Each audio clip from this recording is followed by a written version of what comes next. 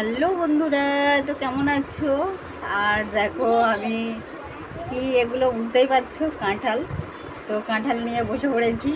আজকে বাজার থেকে এনেছি এরকম কাঁঠাল। তো আমাদের এখানে 80 টাকা করে কিলো, জানো তো। তো এই জন্যে অনেকটাই বেশ এনেছে। তো ঠাকুরকে ভোগ লাগিয়েছিলাম, সেইগুলো আর কি এখন বসে বসে খাবো। তো তোমরা কারা কারা কাঁঠাল খেয়েছো অবশ্যই কিন্তু কমেন্টে জানিও। আর এগুলো হচ্ছে খাজা কাঁঠাল।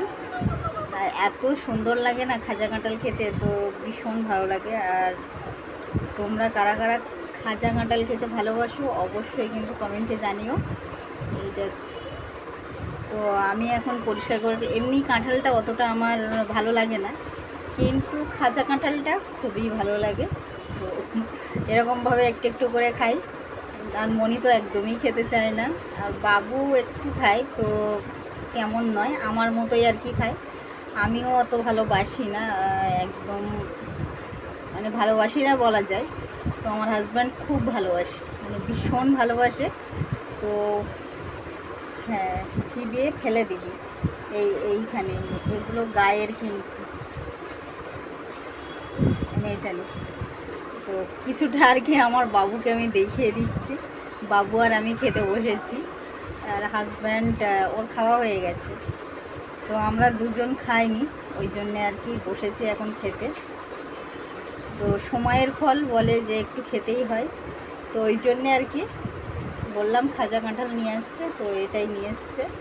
এই দেখ, মানে খাজা কাঁঠালটাই ভীষণ ভালো লাগে। তাছাড়া অন্য যে একটা মানে ভীষণ পাকা আর কি, তো ওটা একদমই পছন্দ হয় না। কারা কারা খাঁচা কাঁঠাল খেতে ভালোবাসো অবশ্যই কিন্তু কমেন্টে জানিও। তো টাটা, ভালো থেকো, সুস্থ থেকো। আর মনি দেখতে পাচ্ছ, মনি কিন্তু একদমই কাঁঠাল খায় না। ও একদম ছুঁয়েও দেখিনি, ওই এখন বলছে খাবো, কিন্তু খাবে না। এই নাও, নাও নাও। ও খাবেই না আর কি। তো টাটা।